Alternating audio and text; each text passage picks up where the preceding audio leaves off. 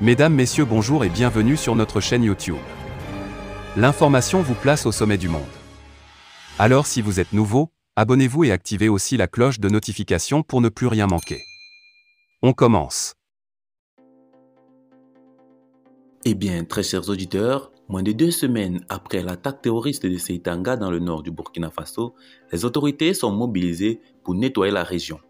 Le 12 juin dernier, le Burkina a essuyé une offensive terroriste qui a fait 86 morts civils à Seitanga dans le nord-est du pays.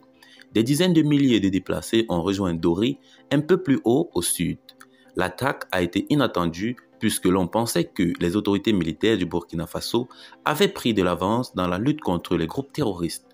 On se rappelle notamment du bombardement le 26 mai dernier qui avait eu raison d'une grande partie du commandement du groupe de soutien à l'islam et aux musulmans en abrégé GESIM affilié à Al-Qaïda. Mardi dernier, le chef de la junte burkinabé, le lieutenant-colonel Paul-Henri Sandaogo Damiba, a reçu ses deux prédécesseurs, Jean-Baptiste Ouédraogo et Rochma Christian Kaboré. Objectif, confirmer la volonté de réconciliation du chef de l'État pour un Burkina uni, déterminé et solidaire dans la lutte contre l'hydre terroriste.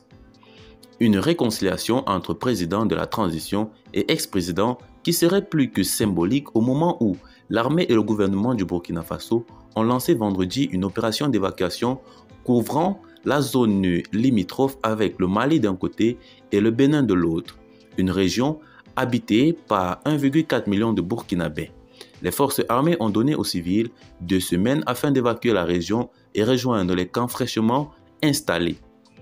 Dans moins de 2 semaines, à partir du 8 juillet, dont l'armée déclarera la région évacuée 13 000 km² au total, telle une zone militaire, selon le porte-parole de l'armée et commandant des opérations nationales du Burkina Faso, Yves Didier Bamouni, il est important de distinguer les amis des ennemis. La promesse faite par le chef de l'État aux populations de Seitanga sera tenue, a promis Bamouni. En effet, après l'attentat de Seitanga, Paul-Henri Sandaogo Damiba avait promis de démanteler les groupes terroristes dans ces zones d'intérêt militaire où toute présence humaine sera interdite. Selon le médiateur de la CEDEAO pour le Burkina Faso, l'ex-président du Niger, Mahamadou Issoufou, les autorités du Burkina Faso ne contrôlent que 60% du pays.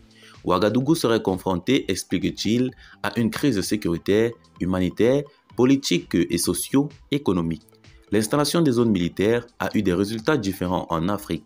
Certains pays comme la Mauritanie, l'Égypte et l'Algérie ont enregistré des succès à la suite d'opérations militaires similaires, tandis que d'autres, à l'instar de la RDC, du Nigeria et de la Somalie, ont échoué par la suite à reprendre le contrôle des régions menacées par les terroristes et doivent donc composer avec une masse